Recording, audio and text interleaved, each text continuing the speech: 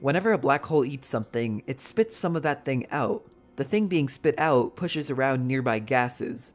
Translating these gas ripples into sounds shows us what a black hole eating something sounds like. And it sounds like this.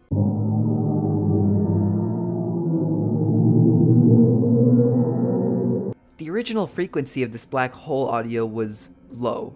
Very low. To understand how low, let me put it into perspective. The recording of the black hole sound needed to be pitched up by 288 quadrillion times in order to be heard by humans. The sounds of space are both interesting to hear and interesting to gather, and to me, can be just as scary as the visual universe.